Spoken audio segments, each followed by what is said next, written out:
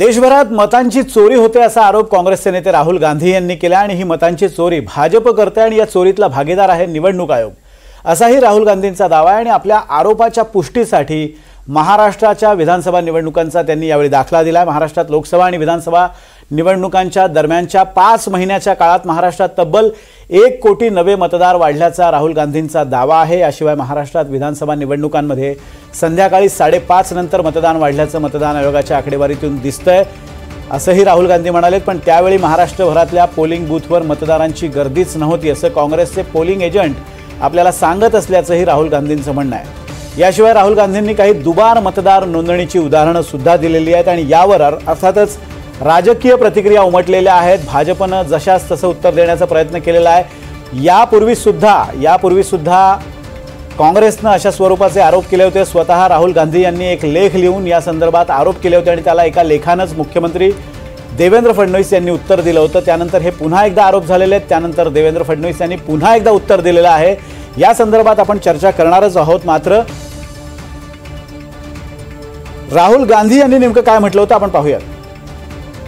This is not our data, this is EC data and EC कह रहा है कि हम फ्री एंड फेयर इलेक्शन करा रहे हैं और उनके डेटा में एक असेंबली में 1 लाख फेक वोटर्स हैं, फेक एड्रेसेस, डुप्लीकेट फॉर्म 6, अलग अलग तरीके। तो हम इलेक्शन कमीशन से नहीं कह रहे हैं, हम हिंदुस्तान के युवाओं से कह रहे हैं, हिंदुस्तान की जनता से कह रहे हैं, ये आपका भविष्य है, गरीबों का भविष्य है। ये आपके आंख के सामने पूरा का पूरा सिस्टम चोरी किया जा रहा है। 1 सीट में प्रॉब्लम है, but they are not saying that. They are saying Rahul Gandhi has to swear on oath, right?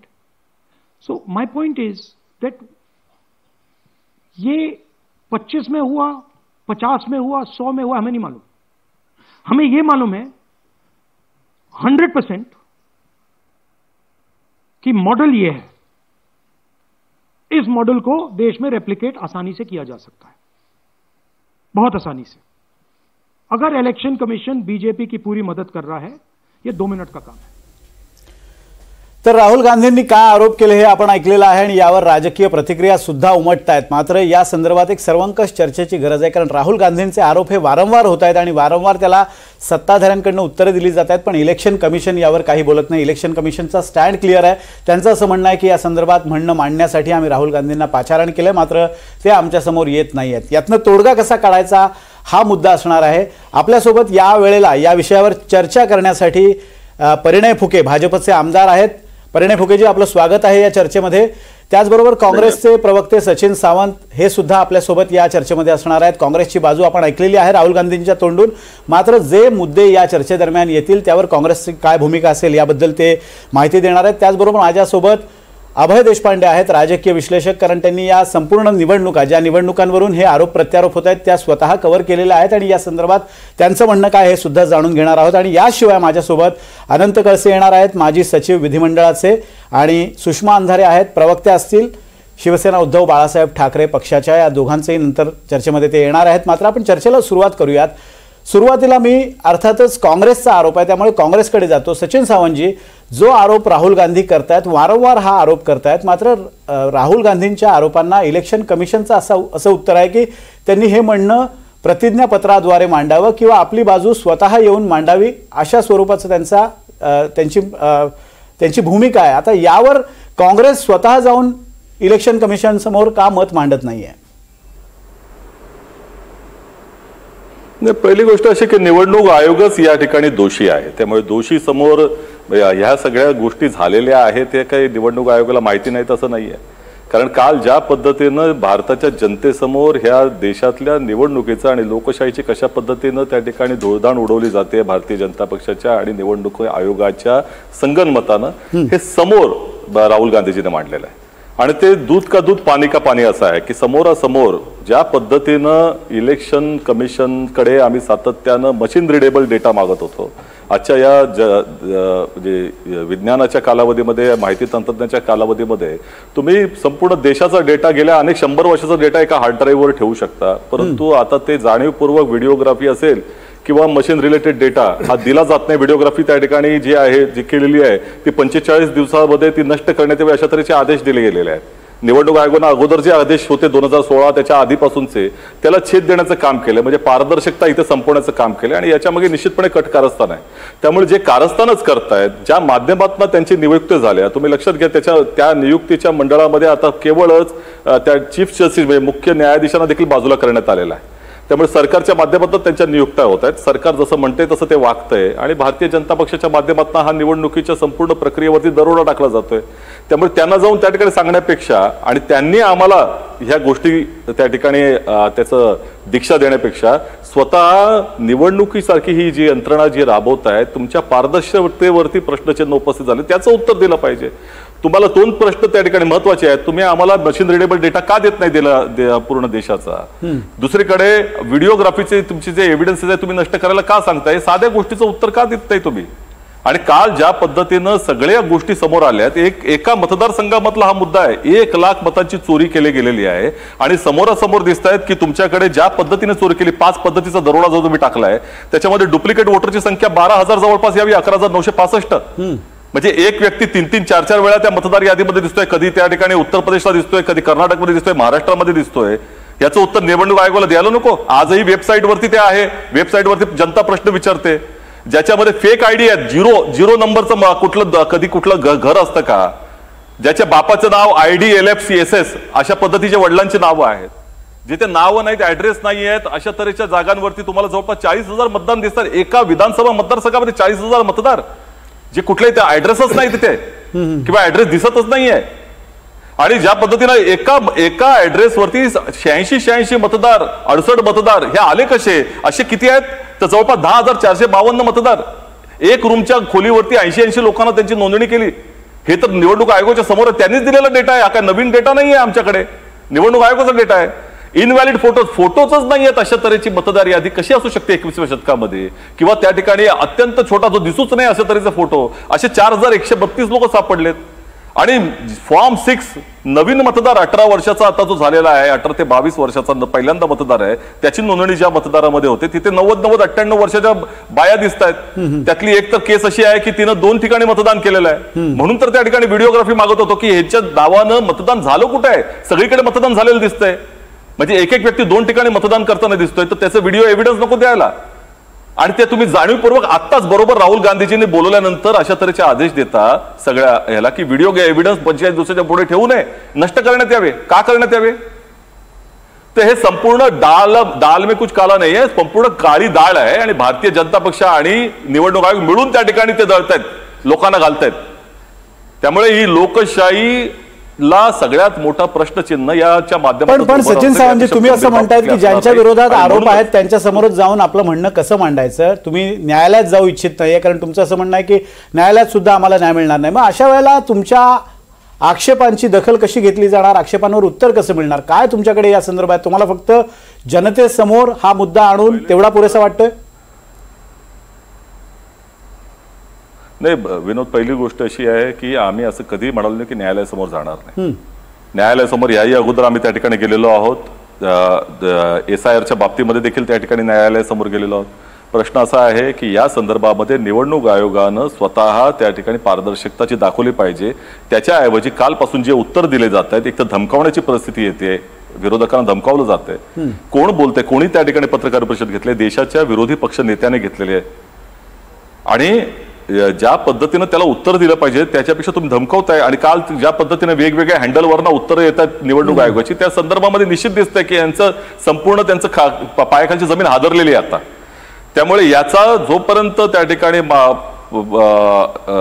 पाठपुरावा करणार नाही तोपर्यंत आम्ही काही थांबणार नाही आहोत. इथे जनतेसमोर देखील लढाई लढणार आहोत, कारण ही जी प्रक्रिया जनतेचा अधिकार काढला जातोय, लक्षात घ्या. निवडणुकीच्या माध्यमातून जनतेचा हा लोकशाहीच्या पार्श्वभूमीवरती असलेला अधिकार आहे, एक मताचा अधिकार आहे, आपलं भवितव्य स्वतःला ठरवायचा.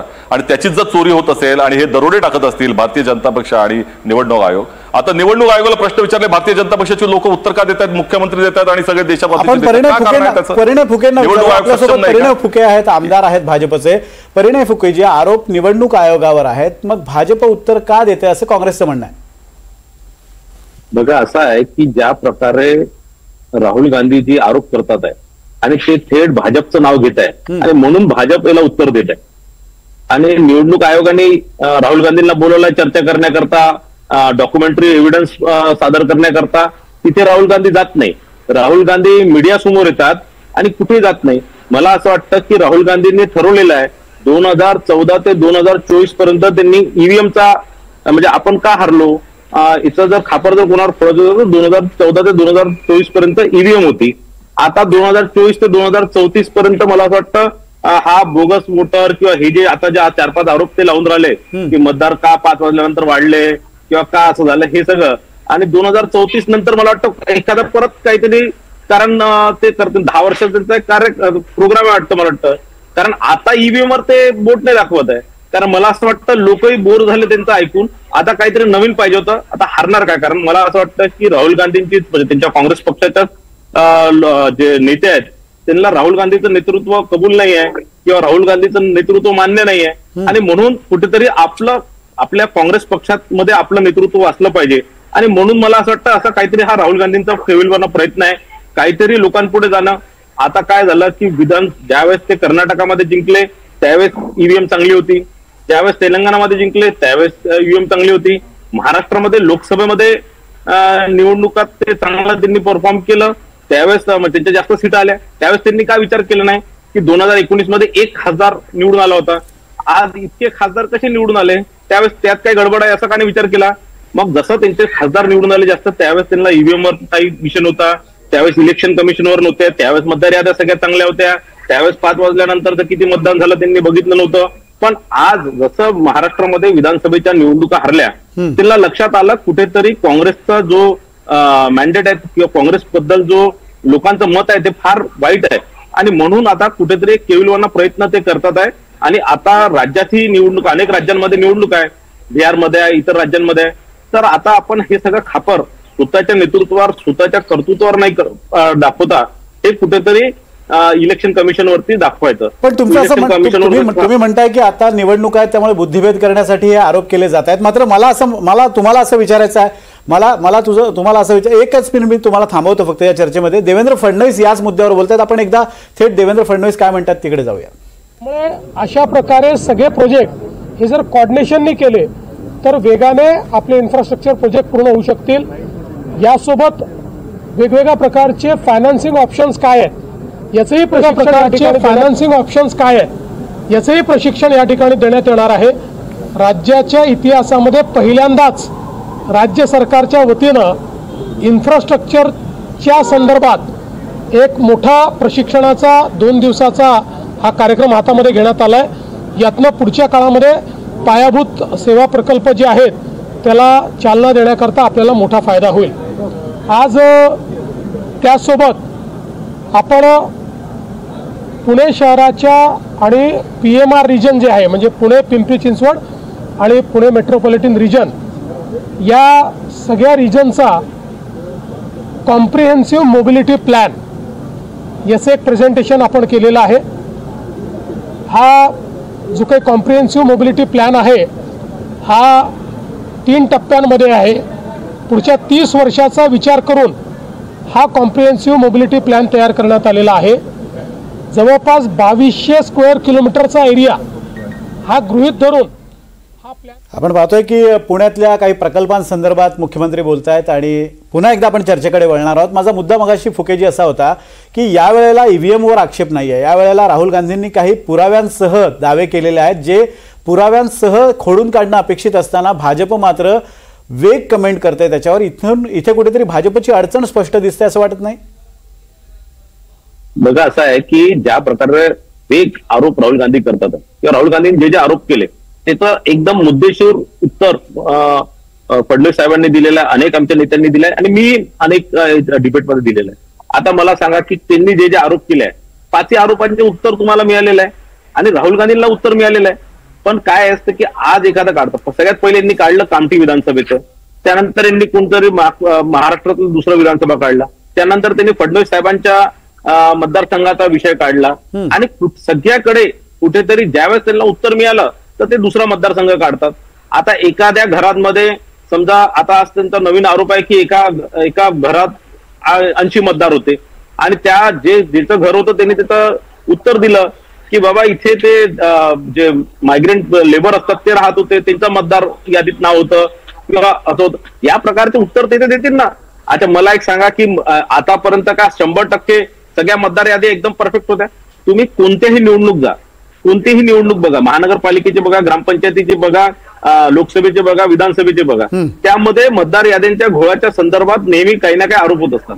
यावेळेस महाराष्ट्राच्या लोकसभेच्या निवडणुकीमध्ये याच प्रकारचे आरोप अनेक लोकांनी केले की आमचे मतदार यादीमधनं नाव कटले आहे किंवा अनेक विषयांचे आरोप लोकांनी केले की काही ना काही त्रुट्या मतदार याद्यांमध्ये राहतातच आणि त्याच प्रकारचं एक एक पकडून राहुल गांधी आज बोलतात. मला असं वाटतं की कुठेतरी स्वतःचा जो पराभव आहे तो मला वाटतं की राहुल गांधींना पचून न राहिलेला आहे आणि या पराभवामुळे ज्या सातत्याने राहुल गांधींना जो पराभव पत्करावा लागत आहे काँग्रेस पक्षामध्ये त्यांच्या नेतृत्वावर प्रश्नचिन्ह निर्माण झालेलं आहे आणि म्हणून राहुल गांधी असं वैफल्यग्रस्त काहीतरी विधान विषय वळवण्याचा प्रयत्न त्यांचा आहे असा तुमचा मुद्दा. मी अभय देशपांडेंना या चर्चेमध्ये आणू इच्छितो. अभय सर, आपण बघतोय की दोन्हीकडचे आपण मुद्दे ऐकलेले आहेत, पण राहुल गांधींनी यावेळेला जे पुरावे दिलेले आहेत ते निसंशयपणे जर त्यात काहीतरी विचार करण्याजोगा, म्हणजे एका घरात 80 मतदार असले आहेत, दुसऱ्या घरामध्ये 49 मतदार आहेत, एक तर असं आहे की बियर क्लब असं नाव असलेल्या ठिकाणी जवळपास 60 मतदार आहेत.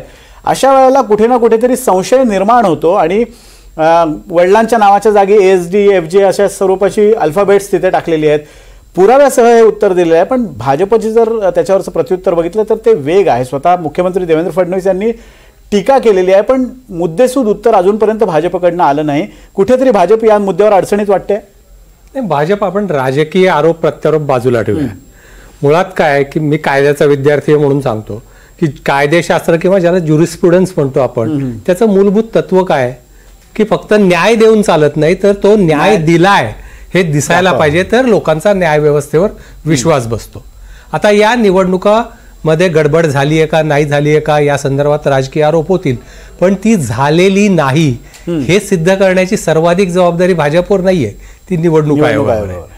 निवडणूक आयोग या संदर्भात जर कुठे तक्रारी होत असतील आणि ते काल जी पत्रकार परिषद, म्हणजे मी EVM संदर्भात जेव्हा आरोप झाले तेव्हाही आपण भूमिका मांडली की असे वेग स्वरूपाचे आरोप ज्याला आधार नाही ते करता येणार नाहीत, परंतु मतदार यादींमधल्या नावाबद्दल जेव्हा पुराव्यानिशी एक मतदारसंघ घेऊन समोर आलेले आहेत, तर मला वाटतं की तुम्ही आता प्रतिज्ञापत्रावर सांगा वगैरे असे कारणं सांगण्यापेक्षा ही निवडणूक पारदर्शक पद्धतीने झाली आहे ही सिद्ध करण्याची जबाबदारी आयोगावर आहे की नाही. जर कुठे चुका झाल्या असेल, चुका होऊ शकतात ना, हे जाणीवपूर्वक आयोगानेच केलं असेल असं नाही आहे ना, तर त्या याद्या त्याचं तपासणी करणार आहोत की नाही आपण. तर मला वाटतं की एक टेस्ट केस म्हणून आज तुमच्याकडे तुमच्याच डेटावर त्याचं जे आता बिहारमध्ये जी सगळी प्रक्रिया सुरू आहे सरची, म्हणजे स्पेशल इंटेन्सिव्ह ज्याला रिव्हिजन म्हणतो आपण, त्याची प्रक्रिया सुरू आहे. त्याच्यात बरीच नावं, जवळपास 60-65 लाख लोकांची नावं मतदार यादीतून वगळली गेली आहेत. याचाच अर्थ मतदार याद्यांची वेळोवेळी त्या अद्ययावत कराव्या लागतात, त्याच्यात सुधारणा करावी लागते, हे प्रिन्सिपल तुम्हाला मान्य आहे. आणि जर असं झालं असेल एखाद्या मतदारसंघामध्ये तर ती दुरुस्ती करायला काय हरकत आहे. त्याच्यावर तुम्हाला प्रतिज्ञापत्र कशासाठी हवंय. जर त्याच्यामधल्या त्रुटी तुमच्या कोणी निदर्शनास आणू देते तर आम्ही पण ही तपासणी करू म्हणून ही नावं काढता येतील ना. आणि म्हणजे दुसरीकडे असं आहे ना की राजकारण येतं तेव्हा असं येतं की एकीकडे मतदार याद्यांमध्ये घोळ आहे म्हणायचं आणि जिकडे मतदार याद्यांमधले घोळ दुरुस्त करायसाठी रिव्हिजन होते तिकडे नावं वगळली जातात म्हणून आरोपही करायचे. म्हणजे कायद्यामध्ये एक प्रिन्सिपल आहे इस्टॉपल नावाचं, त्याचा अर्थ असा आहे की you cannot blow both hot and cold together. म्हणजे ह्या पद्धतीने दोन्ही वेळा वेगवेगळ्या ठिकाणी वेगवेगळी भूमिका घेतली जाते. म्हणून मी म्हटलं की राजकीय आरोप बाजूला ठेवू, पण एक आहे की निवडणूक आयोगाला आता जबाबदारी मोठी आहे. या निवडणुका पारदर्शक पद्धतीने होत आहेत हे दाखवण्यासाठी जर कुठे त्रुटी असतील, कुठल्या तक्रारी असतील तर त्याची दखल घेऊन त्याची शहानिशा करण्याची तयारी तरी आयोग दाखवणार आहे की नाही. फक्त तुम्ही तुमच्या डोक्यातली चिप खराब झाली आहे, कोणाच्या काय झाली आहे याच्यापेक्षा मला वाटतं की आयोगाने याच्यामध्ये पुढं आलं पाहिजे आणि हे सिद्ध केलं पाहिजे की हे आरोप निराधार आहेत. केवळ म्हणजे मतदान यंत्राच्या बाबतीत तुम्ही मतदान यंत्र पाहणीला ठेवली, लोकांना आवाहन केलं की हे येऊन बघा, तपासा, त्याचप्रमाणे एखाद्या मतदारसंघामध्ये जर अशी नावं असतील वगळून आलेली, आज एका श्रीवास्तव नावाचं ज्या व्यक्तीचं उदाहरण आलं की त्याचं नाव काल ते 2-3 मतदारसंघात आहे याचा उल्लेख राहुल गांधींनी केला. त्यांनी सांगितलं की बरोबर आहे, मी माझं नाव तिकडे होतं, मी पूर्वी तिथे राहत होतो, तिकडनं मी बँगलोरला शिफ्ट झालो, तिकडे मी माझं नाव लावलं, पण नाव वगळावं लागतं वेगळा अर्ज करून हे मला माहित नव्हतं, त्याच्यामुळे 2 ठिकाणी माझं नाव आलं. आता लोक ऍडिशनसाठी जेवढी काळजी घेतात तेवढी डिलिशनला घेत नाही. ती जबाबदारी कोणाची असते तर आयोगाची असते. त्याच्यासाठी अद्ययावत याद्या करताना जर त्या फॉर्म 6चा गैरवापर करून नावं घुसवली गेली असतील तर ती नावं घुसवली गेली आहेत का, एकाच पत्त्यावरच्या कुठले कशी नोंद झाली, कोणीही नोंद केली आहे याची तपासणी करण्याची आयोगावर जबाबदारी नाही आहे का? म्हणजे एखाद्या मतदारसंघामध्ये पूर्ण निवडणूक आपण या पद्धतीने हायजॅक केली गेली होती असं वेग आरोप करणार नाही मी, पण एखाद्या मतदारसंघामध्ये जर असं घडलं असेल तर ती तपासणी कोण करणार? कारण आज काल त्याचं एक उदाहरण दिलं की 5 मतदारसंघामध्ये लीड आहे आणि एकामध्ये लीड मिळालं नाही म्हणून आम्ही हे हारलो. आपल्याकडे धुळ्यात पण झालंय तसं, अगदी तसंच झालं त्याच पद्धतीचं, पण त्याची वेगवेगळी कारणं असू शकतात. पण एखादी व्यक्ती 6 महिने काम करून एखादा पक्ष तक्रार करतोय तर आम्ही त्याची दखल घेऊन चौकशी करतो. एवढी पारदर्शकता जर आयोगाने दाखवली तर आयोगाच्या तो निष्पक्षपणे काम करतोय याच्या संदर्भात प्रश्न उपस्थित होणार नाही. पण अभय सर, आता हा झाला तांत्रिक मुद्दा, पण एकीकडे तांत्रिक मुद्द्यावर राहुल गांधी अगदी मुद्देसूदपणे मुद्दे मांडत असताना दुसरीकडे राहुल गांधी काही वेग आरोप पण करतात. म्हणजे त्यांचं असं म्हणणं आहे की अशा स्वरूपाची गडबडी सगळीकडे झालेली आहे आणि त्यामुळे या निवडणुका जिंकल्या जातात, म्हणजे शीतावरून भाताची परीक्षा केली जाते. या आरोपाबद्दल तुमचं काय मत? नाही, म्हणूनच म्हटलं की बिहारमध्ये जेव्हा असं सरची पूर्ण प्रक्रिया झाली आणि नावं वगळली गेली तेव्हा हाच आरोप झालाय. आता वगळले, मग आयोगाने त्यांना मुदत दिली, एकही पक्ष तक्रारीसाठी पुढे करायला आला. दुसरं असं आहे की तुम्हाला मतदार याद्या काही अचानक समोर टाकल्या जात नाहीत. त्या मतदार याद्याच्या जेव्हा ड्राफ्ट प्रसिद्ध होतात त्याच्यामध्ये या मतदार याद्यांमध्ये तिकडच्या स्थानिक जे बूथ प्रमुख असतात, तुमच्या पन्ना प्रमुख असतात काही पक्षांचे, ते तपासणी करतात की नाही, त्याची चौकशी करतात की नाही. दुसरं, एखाद्या मतदारमध्ये जो आरोप झाला की 5 ते 7 एवढं मतदान झालं, प्रत्येक मतदान केंद्रावर सगळं राजकीय पक्षाचे प्रतिनिधी असतात. मतदार झाल्यानंतर त्याला ते आकडे दिले जातात, बरोबर आहे, त्याचे फॉर्म त्याला दिला जातो सहीनशी, त्या सगळ्या मतदान यंत्र केल्यानंतर त्याची पडताळणी केली आहे का तुम्ही पक्ष म्हणून? जर तुम्ही 6 महिने एखाद्या मतदारसंघाचं विश्लेषण मतदार यादीसाठी करत असाल तर ही मतं कशी वाढली याची आपल्याकडे आलेले जे आहेत कागद आयोगात त्या मतदान अधिकाऱ्यांनी दिलेले ते जुळतात की नाही हे बघणं काही अवघड नाही तुम्हाला, जर तुम्ही एवढी मोठी प्रक्रिया करू शकता. त्यामुळे मला वाटतं की वेग आरोप करणं ते चुकीचंच आहे, पण जेव्हा एखादा स्पेसिफिक आरोप होतो तेव्हा त्या संदर्भात चौकशी करण्याची पारदर्शकताही आयोगाने दाखवली. अगदी. आता या चर्चेत आपल्यासोबत सुषमा अंधारे सुद्धा आहेत, ठाकरे गटाच्या उपनेत्या आहेत, प्रवक्त्या आहेत. आपलं स्वागत आहे. त्याचबरोबर अनंत कळसे सर सुद्धा आहेत, माजी सचिव आहेत विधिमंडळाचे. दोघांचंही स्वागत या चर्चेमध्ये. मला सुषमाताई तुम्हाला या चर्चेमध्ये आणायचं आहे आणि सकाळी आपला संवाद झाला पण होता, आपण तुम्हाला सांगितलं होतं की संध्याकाळी याच विषयावर चर्चा आहे. मला हे सांगा की राहुल गांधी यांनी हे सगळे मुद्दे मांडले, मुद्देसूदपणे त्यांनी आपली मांडणी केली, त्यावर भाजपचं उत्तर आलेलं आहे. या सगळ्या आरोपांशी, राहुल गांधीच्या आरोपांशी तुमचा पक्ष सहमत आहे का? कारण तुमच्या नेत्यांसमोर पण काल प्रेझेंटेशन झालं आणि यानंतर तुमच्या पक्षाची काय भूमिका असणार आहे? काल ज्या पद्धतीने देशाचे विरोधी पक्ष नेते सन्मान्य राहुलजी यांनी भूमिका मांडलेली आहे, त्या भूमिकेनंतर भाजपाच्या महाराष्ट्रातल्या भरजरी विजयाची लक्तर निघालेली आहे. आता ही जी लक्तर आहे ती कुठे कुठे शिवावी ती काही कळत नाहीयेत. त्यामुळे काही वेगळे उपविषय आणून ती चर्चा डायव्हर्ट करण्याचा प्रयत्न केला जातोय. पण मला प्रश्न कालपासून पडलेला आहे, म्हणजे कालही काही वाहिन्यांवर चर्चा चालू होती आणि भाजप अत्यंत त्वेषाने त्यांचे प्रवक्ते बोलत होते, अरे बाबा आम्ही प्रश्न तुम्हाला विचारलेलाच नाहीये. मूळ मुद्दा हा आहे की आम्ही प्रश्न निवडणूक आयोगाला विचारलेले आहेत. अपेक्षा अशी आहे की निवडणूक आयोगाने आम्हाला त्याची उत्तरं द्यावीत. मात्र जेव्हा जेव्हा आम्ही प्रश्न निवडणूक आयोगाला विचारतो तेव्हा तेव्हा आम्हाला उत्तरं भाजपा देते. जेव्हा जेव्हा आम्ही ईडीवर प्रश्न उपस्थित करतो उत्तरं द्यायला भाजपा येते. तर ते ही रिश्ता क्या कहलाता हे आम्हाला एकदा कळलं पाहिजे. एक. दुसरं असं की जे काही म्हणणं राहुलजींनी मांडलेलं आहे, समजा तुम्हाला त्या म्हणण्यामध्ये काही तथ्य नाही असं वाटत आहे, असं आपण गृहीत धरू. खरं तर त्यांनी मांडलेले मुद्दे फार फार गंभीर आहेत. किंवा सायंकाळचं मतदान का वाढलं, एकाच कुटुंबात 80 मतदार कसे आले, एकाच पत्त्यावर साधारण 10,000पेक्षा जास्तीचे मतदार कुठून आले, तुम्ही आम्हाला व्हिडिओ फुटेज आणि सीसीटीव्ही ह्या सगळ्या गोष्टी का देत नाही आहात, ह्या सगळ्या मुद्द्यांवर जेव्हा ते बोलतात तेव्हा त्यावर उत्तर देण्याच्या ऐवजी जी चर्चा डायव्हर्ट केली जाते किंवा राहुलजींच्या डोक्यातली चीप वगैरे हरवली अशी जी चीप भाषा महाराष्ट्रातले चीफ मिनिस्टर करतात, हे फार वाईट आहे. मला अपेक्षित नाहीये त्यांच्याकडनं. मला त्यांच्याकडनं अत्यंत सभ्य, सुसंस्कृत आणि तार्किक युक्तिवाद अपेक्षित आहे. तुम्हाला जर राहुलजींचं म्हणणं पटत नसेल, राहुलजी जे काही मांडलेलं आहे त्यात तुम्हाला असं वाटतंय की तथ्य नाही, तर त्यांना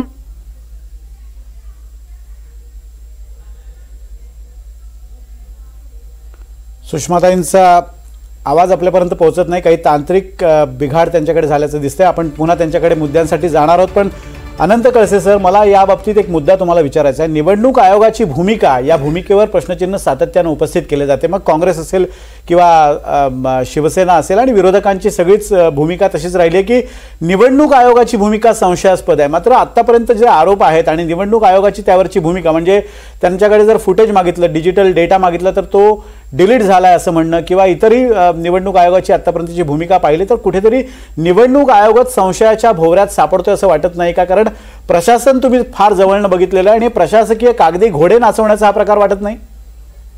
नाही, मला असं वाटतं की निवडणूक आयोग ही संविधानिक संस्था आहे, कॉन्स्टिट्युशनल बॉडी आहे आणि आर्टिकल 324 मध्ये त्याचा उल्लेख आहे. आणि मुळात निवडणूक आयोगावर ह्या सर्व प्रकारच्या निवडणुका, लोकसभा, राज्यसभा आणि विधानसभेच्या निवडणुका घेण्याची फार मोठी जबाबदारी आहे. आणि 1952 पासून, पहिल्या निवडणुकीपासून निवडणूक आयोग ती जबाबदारी योग्यरित्या आणि सक्षमरित्या पार पाडते मला वाटतं. कारण मी सुद्धा बऱ्याचशा निवडणुका केलेल्या आहेत आणि निवडणूक आयोगाचं कामकाज इतकं फुलप्रूफ आहे की प्रत्येक स्टेपला त्यांचे निरीक्षक असतात, रिटर्निंग ऑफिसर असतात आणि चीफ इलेक्टोरल ऑफिसर असतात. प्रत्येक स्टेपला चावून सुलाखून कुठलीही गोष्ट केली जाते निवडणूक आयोगाच्या मार्फत. कारण माझ्या वैयक्तिक 42 वर्षाच्या अनुभवावरून हे सांगतोय, म्हणजे असा कुठेतरी कागदी घोडे नाचवतो किंवा काय असं मला असं वाटत नाही. तरी पण एक मत मी अभयजीने जे मांडलेलं आहे त्या मताशी मी सहमत आहे.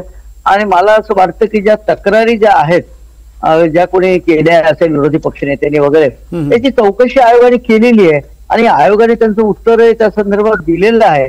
त्यामुळे आयोगाच्या निष्पक्षपातीपणावर बायस आहे आयोग किंवा त्याच्याबद्दल काहीतरी होतंय असं एक सर्वसाधारण जे आपण मत व्यक्त करतो किंवा त्याला एक पब्लिसिटी मिळते ते सुद्धा योग्य नाही. कारण कॉन्स्टिट्युशनल बॉडीच्या बाबत असा जर अविश्वास यायला लागला तर पुढे आपल्या देशात निवडणूक आयोग असो की त्यानंतर कंट्रोलर आणि ऑडिटर जनरल असो, अशा ज्या संविधानिक बॉडीज आहेत त्या संदर्भात जनतेचा विश्वास डळमळेल आणि एक प्रकारे हे लोकशाहीच्या दृष्टीने सुद्धा घातक आहे असं मला वाटतं.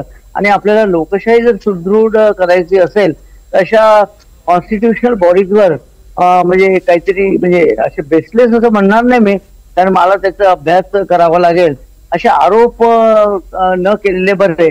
त्यापेक्षा जर एखाद्याला शंका असेल तर त्यांनी सर्वोच्च न्यायालय, उच्च न्यायालय या संदर्भात धाव घ्यावी. तर त्यामध्ये आपल्याला आर्टिकल 32, 226 रिट फाईल करण्याचे सुद्धा त्यांना पॉवर्स आहेत ज्यांना कोणाला आरोप करायचे असेल.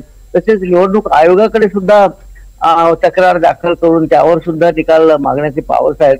अशा प्रकारे ही कॉन्स्टिट्युशनल मशिनरी आपल्याला मोशन मध्ये आणता येईल.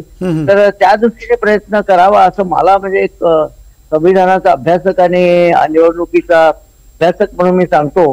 पण निवडणूक आयोगाची जे प्रोसिजर आहे किंवा त्यांची जी सिस्टीम आहे, RP ऍक्ट आहे, कंडक्ट ऑफ इलेक्शन रूल्स असो, हे खरोखर फुलप्रूफ आहे आणि प्रत्येक गोष्टी तावून सुलाखून आता निवडणुकीची आम्हाला पेटी क्लोज करावी लागते किंवा ओपन करावी लागते. त्या संदर्भात आम्ही त्यावेळेची निवडणूक एजंटला बोलवतो, त्यांच्या सहाय्य घेतो.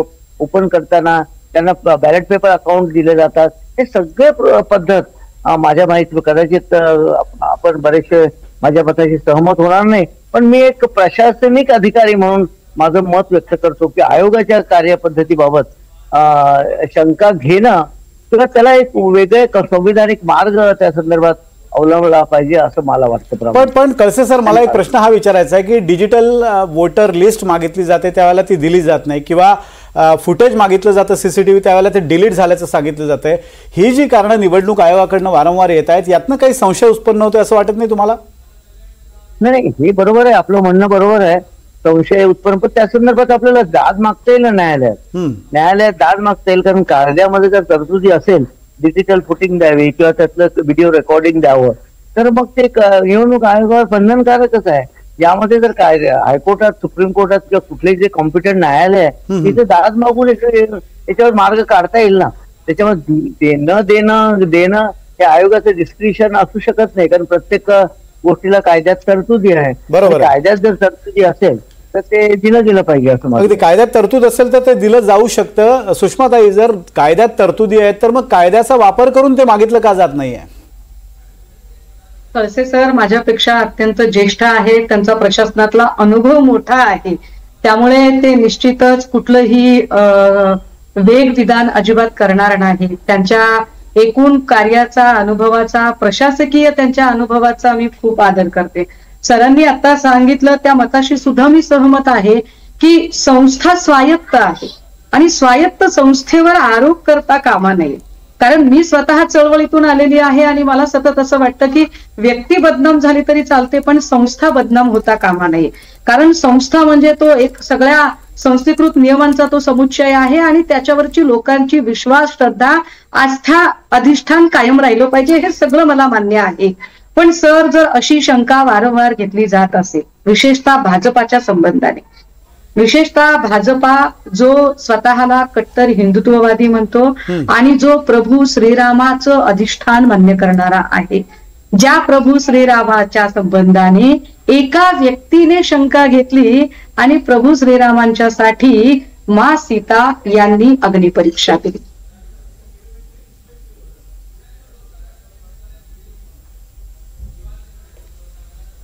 काही तांत्रिक बाबी पुन्हा पुन्हा येत आहेत, त्यामुळे त्यांचा आवाज मध्ये मध्ये तुटतोय. पण परिणय फुकेजी, हा जो मुद्दा आहे की अनेकदा असं होतं की राहुल गांधींचं असं म्हणणं आहे की या सगळ्या तांत्रिक गडबडी आहेत किंवा यामुळे आमचा पराभव होतो आणि विधानसभा निवडणुकांचा निकाल आणि लोकसभा निवडणुकांच्या निकालामधला फरक ते दाखवून देतात. यावर भाजपकडनं जसं उत्तर यायला हवं तर त्यावर उत्तर आलेलं दिसत नाही आणि भाजपचे नेते वेग पुन्हा पुन्हा आरोप करतायत. अशा स्वरूपात जर हा संशय वाढत जाईल आणि त्याचा फटका आगामी निवडणुकीत तुम्हाला बसेल असं वाटत नाही तुम्हाला? बघा, आता आहे की राहुल गांधीला देशात कोणी सिरियस घेत नाही आणि म्हणून राहुल गांधी काय आरोप करतात याला काही अर्थ नाही. कारण तुम्ही जर बघितलं की 2014 मध्ये ज्यावेळेस निवडणुका हारले, कारण 2014च्या आधी देशात कोणाची सरकार होती? तर काँग्रेसची सरकार होती, राहुल गांधींची सरकार होती. ते त्यावेळेस ईव्हीएम कुणी आणलं? तर याच काँग्रेस सरकारने आणले, यांच्याच पूर्वजांनी आणले. आणि त्यानंतर 2014ची निवडणूक हारल्यानंतर राहुल गांधींनी थेट आरोप करणं सुरू केलं की ईव्हीएम बोगस आहे, ईव्हीएम मॅनेज करू शकतो, ईव्हीएम हॅक करू शकतो, आणि 10 वर्ष हेच आरोप केले. आता पुढच्या 10 वर्षाकरता आता याच प्रकारचे आरोप घेत आहे. आणि म्हणून मला असं वाटत नाही की राहुल गांधीला कोणी काही सिरियस घेतं म्हणून. आणि म्हणून काही त्यांच्या या वक्तव्याने किंवा त्यांच्या या आरोपांनी काही कुठे काही जनतेमध्ये काही फरक पडणार. दुसरं, सुषमाताईंनी म्हटलं होतं की निवडणूक आयोगावर ज्यावेळेस तुम्ही प्रश्न विचारता त्यावेळेस भाजप का त्याला उत्तर देते किंवा याच्यावर माझं एकच म्हणणं आहे सुषमाताईंना की तो या डिबेटमध्ये काही निवडणूक आयोग येऊ नाही शकत. हे चॅनल्सवाले आम्हाला बोलवतात या डिबेटमध्ये आणि म्हणून आम्ही त्याचा अभ्यासपूर्ण उत्तर देतो. दुसरं, तुम्ही म्हटलं की बाबा ये रिश्ता क्या कहलाता है, तो ये रिश्ता हमारा संविधान के साथ. संविधान मानणारे जे आहे ते सगळ्या संविधानावर या देशाच्या लोकांचा विश्वास राहिला पाहिजे आणि संविधान साबूत राहिलं पाहिजे, म्हणून आम्ही प्रयत्नशील आहे. तुमच्यासारखं जे संविधान नाही मानणार आहे, स्वतःच्या हिशोबाने संविधानाला प्रस्तुत करणारे आहे, म्हणजे स्वतःच चांगलं झालं, निवडणूक जिंकलो की ईव्हीएम चांगली, निवडणूक जिंकलो तर मतदार यादी चांगली, निवडणूक जिंकलो ती इलेक्शन कमिशन चांगला, आणि निवडणूक हारलो की थेट आरोप करणं सुरू केलं. 2014 त्यावेळेस सुषमाताई शिवसेनामध्ये नव्हत्या, पण 2014 ते 2019 उद्धव ठाकरे साहेब आमच्यासोबत होते. त्यावेळेस राहुल गांधींनी याच प्रकारचे ईव्हीएम वरती आरोप केले होते. त्यावेळेस उद्धव ठाकरेजी काय उत्तर दिलं राहुल गांधींच्या याला तुम्ही ते बघून घ्या, मागचं त्यांचं पूर्ण भाषण आणि त्यांचे जे मीडियाचे आहे. तर माझं एकच म्हणणं आहे की राहुल गांधींच्या या प्रकारचे जे आरोप आहे, जसं खडसे साहेबांनी सांगितलं की ते निवडणूक आयोगाच्या संदर्भात त्यांना काही तक्रारी असतील, निवडणूक आयोग जर समजा त्यांना जर मागत आहे की तुम्ही ऍफिडेव्हिटवर द्या, काय हरकत आहे त्याला? त्यांनी एक ऍफिडेव्हिटवर देऊन दिलं पाहिजे. आपण यावर सुषमा अंधारेंचं उत्तर घेऊया, कारण मला सचिन सावंत यांच्याकडे पण जायचंय. सचिन सावंत यांच्याकडे मला जायचंय, पण सुषमा अंधारेजी या आरोपावरचं तुमचं उत्तर.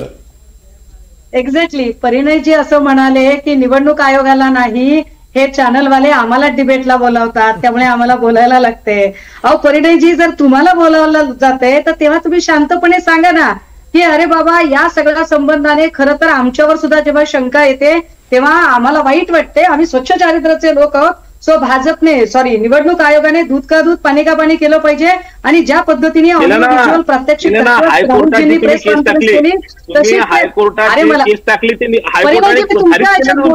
परिणयजी त्यांना मुद्दा मांडू दे, तुम्ही त्यावर उत्तर द्या नंतर. आधी त्यांना मुद्दा मांडू दे.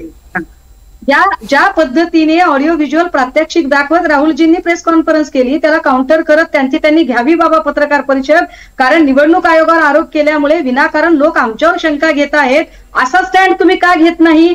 तुम्ही लगेच स्वतः निवडणूक आयोग असल्यासारखे का वागता? हा पहिला प्रश्न. आणि दुसरं असं की मगाशी अनंत कळसे सरांना बोलताना माझी लाईन गेलेली होती आणि आपण न्यायालयाकडे गेलं पाहिजे वगैरे. कसं न्यायालयाकडे जायचं बरं आम्ही?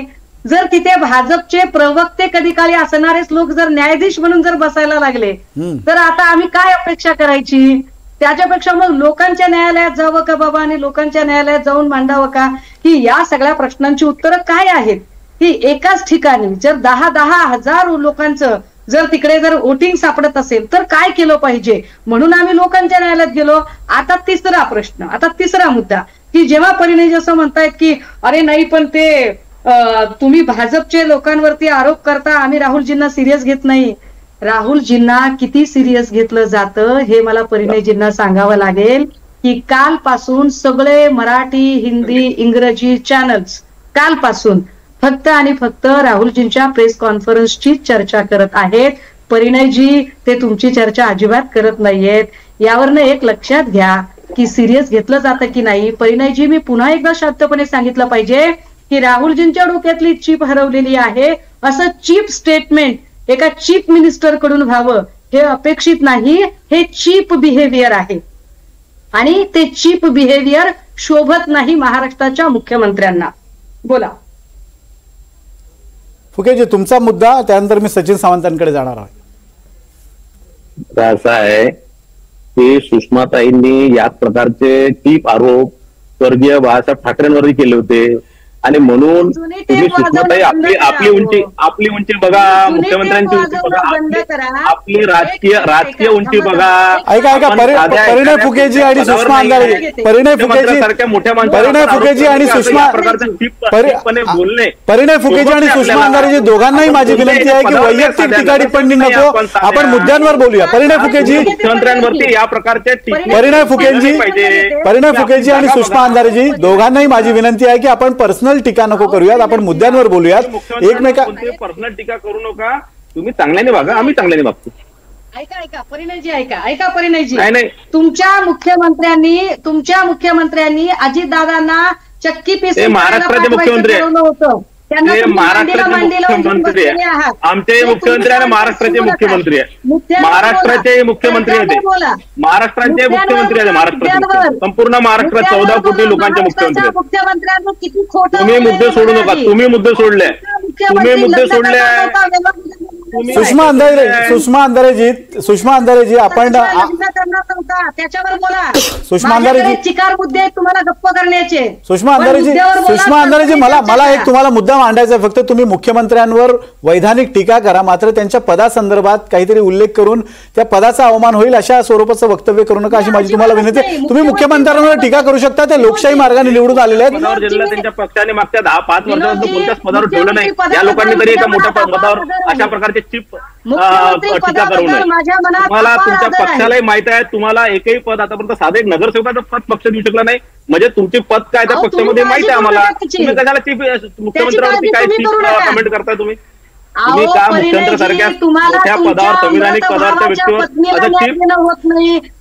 ऐका सुषमा अंधारेजी माझी तुम्हाला पुन्हा एकदा विनंती आहे की हा विषय फक्त या राजकीय मुद्द्यापुरता मर्यादित ठेवा. कोणाच्याही सुषमा अंधारेजी माझा या वक्तव्याला आक्षेप आहे, तुमच्या वक्तव्याला. हे वैयक्तिक व्यासपीठ नाहीये. तुम्ही आपापसात सुषमा अंधारेजी आणि परिणय फुकेजी दोघांनाही माझी विनंती आहे की तुम्ही आपापल्या पक्षाच्या व्यासपीठावरनं एकमेकांवर टीका करा, पण हे व्यासपीठ कृपया एकमेकांवर वैयक्तिक टीकेसाठी वापरू नका. मी चर्चा थोडी पुढे नेतो. सचिन सावंतांकडे मी जातो. सचिन सावंतजी, या सगळ्या आरोपानंतर राहुल गांधींच्या आरोपानंतर निवडणूक आयोगाचं असं म्हणणं आहे की आम्ही ऑगस्ट 2024 म्हणजे राहुल गांधींचा हा आरोप होता की महाराष्ट्रात आम्ही हरलो कारण लोकसभा निवडणूक आणि विधानसभा निवडणूक या 5 महिन्यांच्या कालावधीत 1 कोटी मतदार वाढले आणि त्यामुळे आम्ही निवडणूक हरलो असं त्यांचं म्हणणं होतं. पण निवडणूक आयोगाचं त्यावर असं म्हणणं आहे की ऑगस्ट 2024 मध्ये आम्ही परीक्षणासाठी यादी प्रत्येक पक्षाला देत असतो, तशी ती काँग्रेसला पण दिली होती आणि त्यांचा जर आक्षेप होता तर त्यांनी त्यावेळी का घेतला नाही? पहिली गोष्ट अशी आहे की मी आता मगापासून जी चर्चा चालली त्याच्यामध्ये माझे थोडंसं मत मांडतो. आता जे परिणय फुकेजी म्हणाले आणि त्यांनी मुख्यमंत्र्यांच्या बद्दल सुषमाताई काही म्हणाल्या त्याबद्दल फार मोठा आक्षेप व्यक्त केला आणि त्यांनी असं म्हटलं की महाराष्ट्राच्या मुख्यमंत्र्याबद्दल अशा तऱ्हेचं वक्तव्य करू नये. प्रश्न असा आहे की महाराष्ट्राच्या मुख्यमंत्र्यांनी देशाच्या विरोधी पक्षनेत्याबद्दल अशा तऱ्हेचं वक्तव्य करावं का? सन्मान हा सगळ्यांनी आपापल्या पदाचा मान राखला पाहिजे. आणि आज परिणय फुके ज्या पद्धतीने म्हणतात म्हणजे मगाशी म्हणताना की आम्हाला चॅनलवाले बोलवतात म्हणून आम्हाला बोलावं लागतं, परंतु मुख्यमंत्र्यांना सांगता आलं असतं. ते नेते आहेत ना, त्यांना सांगता आलं असतं की हा निवडणूक आयोगाचा प्रश्न, निवडणूक आयोगाने या संदर्भामध्ये उत्तर द्यावं. परंतु त्याच्याऐवजी त्यांनी विरोधी पक्ष नेत्यांच्या संदर्भामध्ये, देशाच्या विरोधी पक्षाच्या देशाच्या संदर्भामध्ये अशा तऱ्हेची भाषा वापरणे कितपत योग्य आहे. आणि परिणय फुकेजी हेही म्हणतायत की विरोधी पक्ष नेते जे आहेत देशाचे त्यांची विश्वासार्हता नाही, त्यांना त्या ठिकाणी लोक म्हणजे त्या ठिकाणी एवढं त्यांच्या मताला गांभीर्याने घेतलं नाही पाहिजे असं त्याचा मतितार्थ होता. देशाच्या विरोधी पक्ष नेत्याच्या संदर्भात जर असं मत असेल तर किती ते लोकशाहीसाठी किती मोठा अहंकार या लोकांना आलेला आहे हा त्यातनं दर्शवतं. आणि सगळ्यात महत्वाचं म्हणजे परिणयजींना सांगायचंय मला की राहुल गांधीजींनी केवळ सुटाबुटातलं सरकार म्हटलं गेले आता 10 वर्ष आपण पाहतो आहोत. पंतप्रधानांनी सूट घालणं सोडून दिलं हे लक्षात घ्या, हे त्या ठिकाणी लक्षात ठेवलं पाहिजे. आणि राहिला अनंत कळसेजी साहेब काय म्हणाले मला त्यांच्या मताला निश्चितपणे आपण त्या ठिकाणी गांभीर्याने घेतलं पाहिजे. परंतु निवडणूक आयोग ही काही होली काव आहे, एक पवित्र गाय आहे, त्याच्यामध्ये मातीचे पाय असलेले माणसंच नसतात असं मानणं काही योग्य नाही. आणि त्यामुळे ज्या संविधानिक आधार असलेल्या संस्थांवरती टीका करणं हे चुकीचं आहे असं मानण्याला कारण नाही. असं एक फार मोठे मला वाटतं कळसे साहेबांच्या पेक्षाही मोठे व्यक्ती पदानं असतील, मला असं की ज्ञानानं मदानं काय माहित नाही, मी बोलणार नाही त्याच्याबद्दल, असं म्हटलेलं आहे. बरं आता ते कोणते मोठे व्यक्ती तर यांचेच पूर्वीचे राज्यसभेतील विरोधी पक्षनेते अरुण जेटली साहेबांनी असं म्हटलेलं आहे की constitution created institutions not immune to criticism. हे निवडणूक आयोगाबद्दल म्हटलंय की निवडणूक आयोगावरती टीका करणं हे काही चुकीचं नाही, ही त्या ठिकाणी असं अरुण जेटलींचं मत होतं.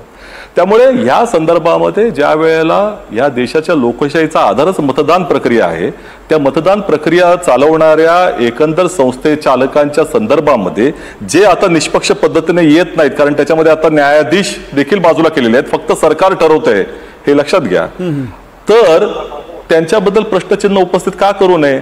कारण शेवटी ही लोकशाहीला पूरकच घटना आहे. आता राहिला देशपांडे साहेब म्हणाले की बिहारच्या संदर्भामधली SIR ची तुम्ही लक्षात घ्या, निवडणूक आयोगाने काय काय म्हटलेलं आहे. निवडणूक आयोग म्हणताना की त्या ठिकाणी बांगलादेशी आणि रोहिंग्या आलेले आहेत. आता नागरिकता ठरवण्याचा अधिकार हा निवडणूक आयोगाकडे कधी झाला? त्यामुळे जी भाषा निवडणूक आयोग म्हणते ती भारतीय जनता पक्षाची भाषा आहे. त्यामुळे या संदर्भामध्ये आता या संविधानिक संस्थांची स्वायत्तता राहिली की नाही हे समोर येत आहे. आणि गेल्या 11 वर्षामध्ये ज्या पद्धतीनं माध्यमं असतील, ज्या पद्धतीनं सर्वोच्च न्यायालयापासून सगळ्या संस्था असतील त्यांच्यावरती भारतीय जनता पक्षाने जो प्रभाव टाकण्याचा प्रयत्न केलेला आहे हे पाहता या देशातील लोकशाहीच्या यंत्रणा किंवा लोकशाही ही त्या ठिकाणी सुरक्षित आहे असं मानण्याचं कारण नाही. आंतरराष्ट्रीय पातळीवरती आता भारताला इलेक्ट्रोल ऑटोक्रेसी म्हटलं जातंय. त्यामुळे या संदर्भामध्ये विरोधी पक्ष नेते आणि काँग्रेस पक्ष ही लोकशाहीला सुदृढ करण्यासाठी जी लोकांनी दिलेली जबाबदारी आहे जनतेनं विरोध करण्याची ती करते. आणि ही प्रक्रिया पारदर्शक होणं, अंपायर हा पारदर्शक राहणं, निष्पक्ष राहणं हे किती गरजेचं आहे हे जनतेसमोर मी मांडतोय. सचिन सावंत यांनी जो मुद्दा मांडला आहे सर, हा एक मुद्दा असा आहे की यापूर्वी सुद्धा ज्या संविधानिक संस्था आहेत त्यांना आपण पवित्र मानतो आणि संविधानिक संस्थांनी योग्य पद्धतीने निवाडा करावा अशी अपेक्षा असते, पण अशा संविधानिक संस्थांवरची जी मंडळी असतात ती पुढे जाऊन राजकीय पक्षांच्या मंडपात घुसताना सुद्धा आपण पाहिलेली. अशा वेळेला किती पवित्रता या संविधानिक संस्थांची उरली आहे? नाही, एक आहे की जरी त्या व्यवस्था स्वायत्त असल्या तरी त्यावर नियुक्त होणारी माणसं स्वायत्तच आहेत का किंवा स्वायत्तच वागतात का याच्याबद्दल शंका, आरोप प्रत्यारोप होणं स्वाभाविक आहे. आणि अलीकडच्या काळामध्ये ते कारण म्हणजे ते काही एकदम अनाठाई वाटतील असेही आरोप नाही आहेत. तरी पण कुठल्या तरी व्यवस्थेवर सगळ्याच व्यवस्था संपूर्ण चढल्यात. म्हणजे लोकांच्या न्यायालयात जावं तर मतदार याद्यांमध्ये घोळ आहेत. सर्वोच्च न्यायालयात किंवा उच्च न्यायालयात जावं तर तिकडचे न्यायाधीशांवर आमचा विश्वास नाही, निवडणूक आयोगावर आमचा विश्वास नाही. मग कोणावर, कुठल्या याचा रिड्रेसल फोरम काय? मला वाटतं की या व्यवस्थेमधल्या काही त्रुटी असतील, परंतु सगळ्या व्यवस्थाच चढल्यात आणि आम्ही कुठेही जाणार नाही, फक्त चॅनलवर आरोप करणार, ही जर भूमिका असेल तर त्याच्यातून काहीच निष्पन्न होणार नाही. कुठेतरी तुम्हाला याच्यातून मार्ग काढावा लागेल. प्रत्येक व्यवस्थेमध्ये काही याच न्यायालयाने मोठमोठे निर्णय दिलेत ना. याच न्यायालयाने परवा ईडीला सांगितलं ना तुम्ही कसं वागलं पाहिजे ते. हीच न्यायालय होते ना सीबीआयला पिंजऱ्यातला पोपट म्हणून त्याला जागेवर टाळ्यावर आणणारे. मला वाटतं की सगळ्या व्यवस्थेवर अविश्वास व्यक्त करून या देशामध्ये अनार्की आणायची आहे का? तर मला वाटतं की इतकी नकारात्मकता सुदैवाने अजून माझ्यात आलेली नाहीये. प्रत्येक ठिकाणी काही चुका असतील त्याला ॲड्रेस करावा लागेल. त्या ॲड्रेस जर संस्था करत नसतील तर त्यांना याच व्यवस्थेत राहून त्यांच्याशी भांडावं लागेल, संघर्ष करावा लागेल, लोकांपर्यंत जावं लागेल. ज्या त्रुटी दिसत आहेत त्या त्रुटी दूर कराव्या लागतील. आता जी प्रक्रिया तुम्ही एक बेंगलोरमधल्या मतदारसंघामधली लक्षात आणून घेतली, ते प्रकरण घेऊन तुम्ही न्यायालयात जाणार आहात की नाही, किंवा या मतदार यादीमधले घोळ आहेत तर तुम्ही प्रत्येक मतदारसंघामध्ये करा. हे वोटर लिस्ट ही आधार लिंकिंग करा म्हणून त्याच्या संदर्भात चाललंय. तर याचे काहीतरी रिफॉर्म्स तुम्ही स्वीकारणार आहे की नाही? मला वाटतं की सगळी व्यवस्थाच चढली अशी भूमिका घेऊन मग त्याच्या संदर्भात निर्णय गेला तर फक्त राजकीय आरोप प्रत्यारोप आणि केवळ बॅटल ऑफ परसेप्शन याच्या पलीकडे त्याला काही अर्थ राहणार नाही. सचिन सावंतजी, मी ही चर्चा तांत्रिक मुद्द्यांवर एकच शब्द सांगेन. तांत्रिक मुद्द्यांवर थोडी पुढे नेणार आहे, पण तुम्ही तुमचा मुद्दा मांडा. सांगेन मी. नाही, पहिली गोष्ट अशी की मगाशी आपल्याला बोलताना देशपांडे साहेबांनी एक मुद्दा मांडला होता की देश पातळीवरती अशा तऱ्हेची प्रक्रिया राबवणं किती कठीण आहे हे लक्षात घेतलं पाहिजे. कारण त्यासाठीच आम्ही डिजिटल फॉर्ममध्ये, मशीन रिडेबल फॉर्ममध्ये ही त्या ठिकाणी वोटर लिस्ट का मागतो आहोत. कारण जी 7 फुटाची आम्हाला यादी दिली होती त्याच्यासाठी आम्हाला 6 महिने लागले. कारण एक व्यक्ती अभय देशपांडे यांनी मल्टिपल ठिकाणी आहेत, 4-5 ठिकाणी आहेत, काही शोधायचं असेल तर प्रत्येकाला मॅन्युअली त्या ठिकाणी करावं लागतं. 30 ते 40 लोकांना त्या ठिकाणी बसवावं लागलं होतं. त्यामुळे जोपर्यंत आपण वोटर लिस्ट ही डिजिटल फॉर्म मध्ये देत नाही आणि ती मशीन रिडेबल फॉर्म मध्ये देत नाही तोपर्यंत ही प्रक्रिया आताच्या 21व्या शतकामध्ये फारच सोपी आहे. पण ते हे निवडणूक आयोग का करत नाही, का देत नाही, ह्यातच मूळ गोम आहे. आणि व्हिडिओग्राफी किंवा कुठलाही डेटा, आज 100 वर्षाचा डेटा तुम्ही एका छोट्या हार्ड डिस्कवर ठेवू शकता, तोही त्या ठिकाणी तुम्ही डिस्ट्रॉय करायचं म्हणता. का करायचंय, काय कारण आहे? त्यामुळे यातच त्या ठिकाणी गोम आहे. त्यामुळे याच मुद्द्यांवरून संशय निर्माण होते. पण मला तुम्हा दोघांनाही प्रश्न आहे, म्हणजे सुषमाताईंना पण आणि तुम्हाला सुद्धा. तुम्हाला फक्त एवढंच वाटतंय का की या तांत्रिक बाबींमुळे भाजप जिंकली आहे किंवा अशा पद्धतीने मतदार याद्यांमध्ये गडबडी करून जिंकली आहे? कारण मी मुद्दा अशासाठी हा म्हणतोय की लोकसभेच्या निवडणुकीपूर्वी महाविकास आघाडीची हालचाल आणि महाविकास आघाडीची रणनीती आणि विधानसभेच्या आधीची रणनीती यात तुम्हाला फरक वाटत नाही? म्हणजे इतका घोळ घातला गेला होता विधानसभा निवडणुकीच्या आधी नुसत्या जागा वाटपावरनं, यावरनं मतदारांनी आपल्याला नाकारलं असं तुम्हाला वाटत नाही? फक्त तांत्रिक दृष्टीने आपल्याला याचं विश्लेषण करताना आपल्या पराभवाचं तुम्ही फक्त तांत्रिकतेकडे कसं बोट दाखवता? सुषमाताई, तुम्हाला पहिले प्रश्न. संदर्भाने विनोदजी, पहिले तर अभय सर जे म्हणाले की सगळी व्यवस्थाच चढली आहे असं म्हणून चालत नाही. अगदी मान्य मला की सगळी व्यवस्थाच चढली आहे असं म्हणून चालत नाही. पण अभय सर, माझी अडचण अशी आहे की आम्ही वारंवार एवढे सगळे आक्षेप निवडणूक आयोगावर घेतोय, आम्ही ईव्हीएमवर आक्षेप घेतोय, त्यात सुधारणा करण्याच्या ऐवजी आता तर राज्याच्या निवडणूक आयोगाने होऊ घातलेल्या स्थानिक स्वराज्य संस्थांच्या निवडणुकांमध्ये व्हीव्हीपॅटच काढून टाकण्याचा अजब निर्णय घेतला.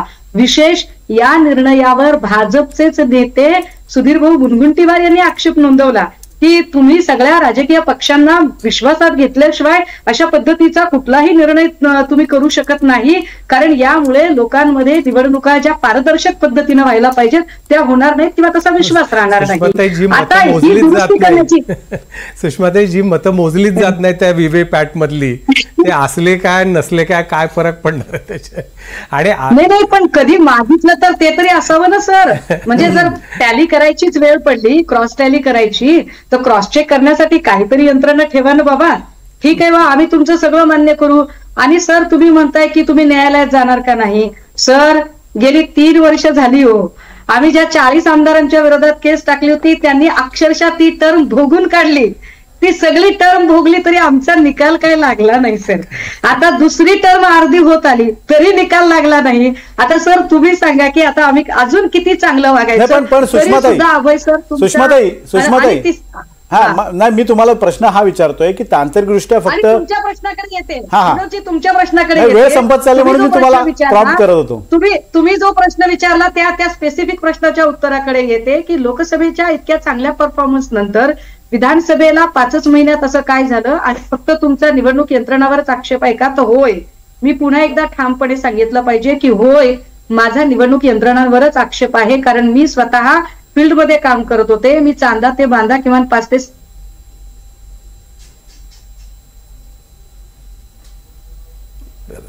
तांत्रिकदृष्ट्या पुन्हा एकदा सुषमाताईंच्या कनेक्शनमध्ये अडचण येते. आपण बघतोय की अनेक वेळा महत्त्वाच्या मुद्द्यावर सुषमाताईंचा आवाज जातोय. कदाचित तांत्रिकदृष्ट्या आपण पुन्हा एकदा त्यांना जोडण्याचा प्रयत्न करू. पण सचिन सावंत, तोच प्रश्न मला तुम्हाला सुद्धा आहे. विधानसभा निवडणुकीपूर्वी ज्या पद्धतीनं घोळ घातला गेला, हा घोळ तुम्हाला कारणीभूत वाटत नाही का आपल्या पराभवाला, की फक्त तांत्रिकदृष्ट्याच अडचणी आहेत असं वाटतं? पहिली गोष्ट अशी की लोकशाही ही काही निरंतर प्रक्रिया आहे, ती काही न थांबणारी प्रक्रिया. त्यामुळे विरोधी पक्ष आणि सत्ताधारी यांच्यामध्ये हा संघर्ष कायम चालत राहील. कोण चुकेल, कोण त्या ठिकाणी बरोबर राहील, ही बाब अलाहिद आहे. प्रश्न असा आहे की या देशातल्या संविधानिक संस्थांनी त्याचा भाग बनता कामा नये. त्यांनी आपलं काम निरपेक्ष पद्धतीने केलं पाहिजे. ही अपेक्षा केवळ पक्षांची नाही तर ती नागरिकांची देखील आहे. आता तुम्ही जर भारतीय जनता पक्षानं बघितलं तर गेल्या 11 वर्षामध्ये त्यांनी संविधानाच्या आधारावरती शपथ घेतल्या आणि संविधानालाच त्या ठिकाणी कमजोर करण्याचं काम केलेलं आहे. त्यामुळे धर्मांधता पसरवणं हे काय संविधानानं शिकवलेलं नाही की संविधानाचा आधारातील नाहीत. संविधानिक संस्थांना ज्या पद्धतीनं बटीक करण्याचा प्रयत्न त्यांनी केला नाही का? केलेला आहे. माध्यम एकतर्फी पद्धतीनं त्या ठिकाणी चर्चा करतायत की नाही? करतायत. त्यामुळे त्यांनी स्वतःच्या बाजूला घुसवण्याचं काम जरी केलं असलं तरी आमची अपेक्षा सार्थ आहे की जनतेला ठरवू द्या की काय योग्य काय अयोग्य. लोकशाही त्यालाच म्हणतात. लोकांची शाही आहे. म्हणजे लोकांचं राज्य आहे, ते लोकांनी बनवलेलं राज्य. त्यामुळे ते जर त्यांच्या हातातनं तेच जर काढून दिलं अस्त्र तर मग राहणार काय आपल्याकडे? त्यामुळे सत्ताधारी प्रचंड ताकदवर होत राहतील. उद्या सारखं सतत आता परिणय फुकेसारखे येतील आणि यांच्या आरोपाला काही अर्थ नाही, ह्यांच्या मताला काही किंमत नाही, म्हणजे विरोधी पक्षाच्या नेत्यांच्या मताला किंमत देखील नाही, इथपर्यंत अहंकार यांचा जात राहील. मग ह्याला करेक्शन कसं करायचं? तर ती निरपेक्ष पद्धतीनं व्हावं, अंपायरांचं काम करावं, निष्पक्ष पद्धतीनं त्या ठिकाणी निवाडा. अगदी तुमच्या याच नोटवर मी या चर्चेची सांगता करणार आहे. त्या ठिकाणी देशहित आहे. नाही, याच नोटवर मी सांगता करणार आहे. म्हणजे सचिन सावंत यांनी जो मुद्दा मांडलाय तो अतिशय महत्वाचा. म्हणजे आपण ज्या वेळेला 3ऱ्या क्रमांकाची अर्थव्यवस्था आपण होऊ पाहतोय, AI म्हणजे पंतप्रधानांनी आपल्या असं एक वक्तव्य केलं होतं की AI हे आमच्याकडे अनादी कालापासून आहे, कारण आमच्या आई या शब्दातच AI असं आहे. इतकी जर आपण तंत्रज्ञानाची बात करत असू किंवा वार्ता करत असू तर अशा वेळेला आपल्या जर बेसिक संस्था या तंत्रज्ञानाचा वापर करून लोकांच्या मनातले संशय दूर करू शकत नसतील तर हे अपयश कोणाचं, हा मुद्दा सुद्धा महत्त्वाचा आहे. आणि या चर्चेची मी इथेच सांगता करतोय. सर्वांचे आभार या चर्चेमध्ये सहभागी झाल्याबद्दल. बघत रहा NDTV मराठी.